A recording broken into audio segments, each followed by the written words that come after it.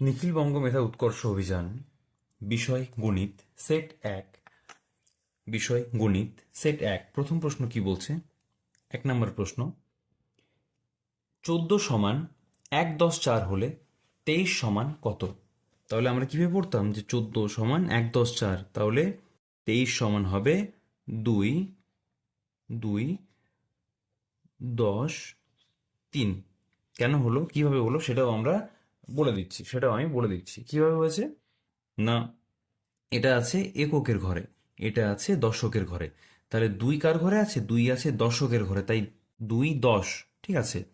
আর 3 আছে এককের ঘরে। এবার একা যে থাকে তাকে আর বিশেষভাবে উল্লেখ করতে হয় না, কারণ সে তো একাই আছে, তাই না? তাই সেটা হচ্ছে 2 10 3। 2 নম্বর প্রশ্ন কি বলছে? 3 টাকা 50 পয়সা, 3 টাকা 50 পয়সা, ঠিক আছে, সমান সমান কত? 3.5 টাকা, 1.5 টাকা, 4.5 টাকা, নাকি আর কিছু একটা অপশন আছে? চলো, কি অপশন আছে আমরা দেখে নিই, তারপর অ্যান্সারটা চটপট করে ফেলি। প্রথমে কি বলেছে? 3 টাকা, 3 টাকা 50 পয়সা। 3 টাকা 50 পয়সা মানে 3.5 টাকা। 3 টাকা 50 পয়সাকে আমরা বলে থাকি 3.5 টাকা। এবার যদি এটা 4 টাকা 50 পয়সা থাকতো তাহলে আমরা বলতাম 4.5 টাকা। যদি 5 টাকা 50 পয়সা থাকতো তাহলে বলতাম 4.5 টাকা। কিন্তু যদি 2 টাকা 50 পয়সা থাকতো তাহলে সেটাকে বলি আমরা 2.5 টাকা। কি বলি? 2.5 টাকা। আর যদি 1 টাকা 50 পয়সা থাকতো তাহলে সেটাকে আমরা কি বলে থাকি? সেটাকে আমরা বলে থাকি 1.5 টাকা। সেটাকে আমরা বলে থাকি 1.5 টাকা। চলো, 3 নম্বর প্রশ্ন কি বলছে? 3 নম্বর প্রশ্ন কি বলছে? অ্যাকচুয়ালি এই প্রশ্ন যে আছে সেই প্রশ্নের উত্তরগুলি করে দেওয়াই সব নয়, তার সাথে সাথে সেই রিলেটেবল জিনিসগুলো জানাও কিন্তু একটা গুরুত্বপূর্ণ কাজ, ঠিক আছে। চলো, প্রথম সমান 1 হলে সপ্তম সমান কত? একই রকম হবে। প্রথম প্রথম সমান যদি আমরা এইভাবে লিখি, তাহলে সপ্তম সমান আমরা লিখব 7 আর ম, ঠিক আছে। এই যে 7 আর ম। পরের প্রশ্ন কি বলছে দেখি। 4 নম্বর প্রশ্ন। এখানে কিন্তু 2ও আসে, ঠিক আছে। দ্বিতীয় যদি আমরা লিখি তাহলে দ্বিতীয়টা আমরা এইভাবে লিখব। দ্বিতীয়, এটা আমরা লিখব 2 আর অন্তস্থ অ, ঠিক আছে। তৃতীয় 3 আর অন্তস্থ অ। চতুর্থ হবে চতুর্থ, এটা লিখব 4 আর থ, ঠিক আছে। চলো, এভাবে ধীরে ধীরে করতে থাকবো আমরা। পঞ্চম হবে 5 আর ম, এভাবে হয়ে হয়ে যাবে। তারপরটা কি বলেছে? 4 নম্বর প্রশ্ন। 3 8 এই সংখ্যাটিতে 8-এর স্থানীয় মান। আচ্ছা, 38। 38 এই সংখ্যাটিতে 8-এর স্থানীয় মান কিসে কিসে আছে আমরা লিখিনি একবার। একক আর দশক। একক আর দশকে আছে।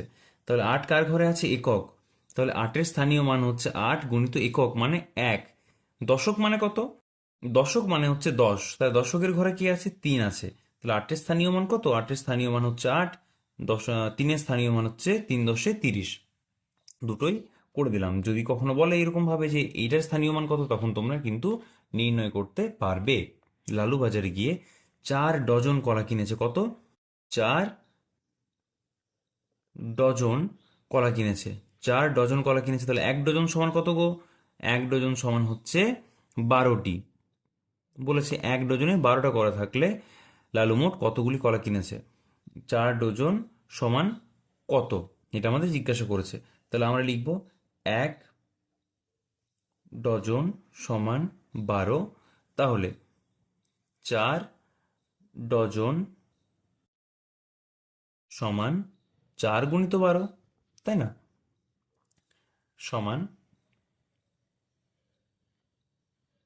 সমান 12×4 = 48। নামটা তোমাদের কত দূর অবধি মুখস্থ আছে? নামটা কিন্তু, তোমরা এখন ক্লাস 2-এ পড়ছো, নামটা কিন্তু প্রায় 20 অবধি তোমাদের মনে রাখা উচিত, ঠিক আছে। যতই বলুক যে মুখস্থ করার প্রয়োজন নেই, এই নেই ওই নেই, কিন্তু নামটা মুখস্থ থাকা একটা বিশাল গুরুত্বপূর্ণ কাজ। 21 তার চেয়ে বড় ড্যাশ, তার চেয়ে বড় একটা ড্যাশ আছে এখানে, তার চেয়ে বড় আছে 23। ফাঁকা জায়গাটিতে কি বসবে? 21-এর চেয়ে বড় কিন্তু 23-এর চেয়ে কম। 21-এর চেয়ে বড় কত হচ্ছে? 22। ঠিক আছে। 7। 8+7 সমান কত? 7 নম্বরের অঙ্কটা আমি এখানেই করে দিচ্ছি। 8 আর 7 হচ্ছে 15। এত প্রশ্ন থাকার পর এই এত সহজ প্রশ্নটা দেওয়া কিন্তু কোনো মানে হয় না। আমার 6টি বন্ধু, ঠিক আছে, এটা 8 নম্বরের প্রশ্ন। আমার 6টি বন্ধু, প্রত্যেক বন্ধুকে যদি 4টে করে মিষ্টি খাওয়ায়, সবাইকে 4টে করে মিষ্টি খাইয়েছে, তাহলে মোট কতগুলি মিষ্টি খাওয়াতে হবে, কিনতে হবে? 6টা বন্ধু আর 4টে করে মিষ্টি খাইয়েছে, তাহলে 4 × 6 = 24। ঠিক আছে, কি কারণে গুণ করলাম আমরা? একটা বন্ধুকে খাইয়েছে 4টে মিষ্টি, তাহলে দুটো বন্ধুকে কত খাওয়াবে? আরও 4 যোগ। 3টে বন্ধুকে কত খাওয়াবে? আরও 4 যোগ। এভাবে ডট ডট ডট ডট দিয়ে এই 6টা বন্ধুকে কত খাওয়াবে? আরও 4 যোগ। তাহলে বারবার এটাকে যোগ করার চেয়ে ভালো না যে 6 দিয়ে আমরা সরাসরি 4কে গুণ করে দিই? কারণ যোগের যোগের যোগের সংক্ষিপ্ত রূপ হলো গুণ। বারবার যোগ করার চেয়ে যতবার যোগ করবে সেই সংখ্যাটা দিয়ে ওই সংখ্যাটাকে গুণ করে দেওয়া কিন্তু অনেক বেশি শ্রেয়, অনেক বেশি টাইম সেভ। ঠিক আছে, তাহলে এটা হচ্ছে গুণ। 9 নম্বরের প্রশ্ন কি? 9 নম্বরের প্রশ্ন বলছে 1 ডজন কলা সমান কয়টি কলা? এই তো খানিকক্ষণ আগেই আমরা করেছি। এটা তোমরা কিন্তু কমেন্ট করে জানাও যে এটা কত অ্যান্সার হবে। 1 ডজন কলা সমান কয়টি কলা? এটা তোমরা কমেন্ট করে অবশ্যই জানাও। পরের প্রশ্ন কি বলছে? 10 2 4 6 ড্যাশ 8 10 2 4 6 ড্যাশ আর 10। তাহলে কি হবে এখানে? 2-এর পরে 4, 4-এর পরে 6, 6-এর পরে 8 হবে। কারণ সবার সাথে সবার কত করে ডিফারেন্স আছে? সবার সাথে সবার 2 করে, 2 2 4। আবার 4 + 2 = 6, 6 + 2 = 8, 8 + 2 = 10। ঠিক আছে। 11 নম্বর। 11 নম্বরে বলছে 21, 11, 31, 41 এই সংখ্যাগুলির মধ্যে সবচেয়ে ছোট কোনটি? 21, 11, 31, 41 এগুলির মধ্যে সবচেয়ে ছোট সংখ্যা কোনটি? দেখো, 21, 11, 31, 41 এই এককের ঘরে কিন্তু সবার 1 আছে, তাহলে আমরা এখান থেকে নির্ণয় করতে পারছি না। তাহলে দশকের ঘরে দেখতে হবে। দশকের ঘরে, তাহলে দশকের ঘরে কি কি আছে? 4 আছে, 1 আছে, 2 আছে আর 3 আছে। তাহলে 1 2 1 2 3 4 এগুলোর মধ্যে কোনটি সবচেয়ে ছোট? 1 ছোট, তাহলে এই পুরো সংখ্যাটি হচ্ছে সবচেয়ে ছোট সংখ্যা। 12 2 2 2 2 2 এটা কি বলেছিলাম? 1 2 3 4 5, 5টা 2 আছে, তাহলে 5 বার 2কে যোগ করবে, দিয়ে 10 লিখবে, নাকি কতবার আছে? 5 বার আছে, গুণিত কি সংখ্যা? 2, সরাসরি 10 লিখবে। তোমাদের যেটা ইচ্ছা তোমরা সেটাই কিন্তু করতে পারো। 13 নম্বরের প্রশ্ন কি বলছে দেখি। 3 + 3 সমান 3 × 3 হলে, বাহ, খুব ভালো দিয়েছে। 3 × 2 সমান কি দেওয়া আছে? 3 + 3। ঠিক আছে, তাহলে 3 + 3 + 3 সমান কত হবে? কটা 3 আছে? 3টে 3 আছে। আর কি আছে? 3 আছে, তাহলে 3 × 3।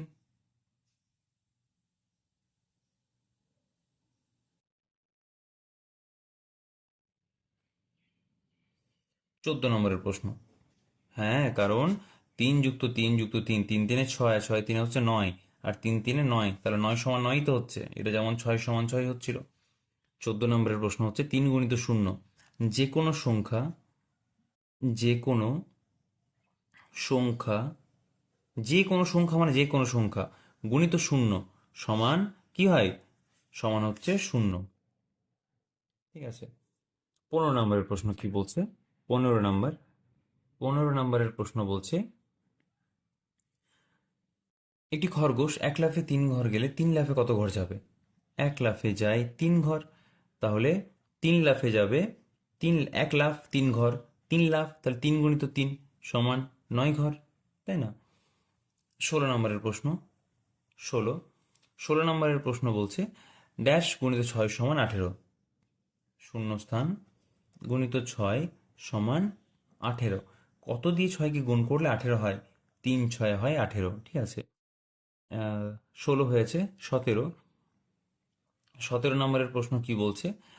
17 নম্বরের প্রশ্ন ছোট অঙ্ক একদম। একটি গাড়িতে 4টি চাকা আছে। একটি গাড়িতে আছে 4টি চাকা। এরকম 3টি গাড়িতে মোট কতগুলি চাকা আছে? 3 4 12।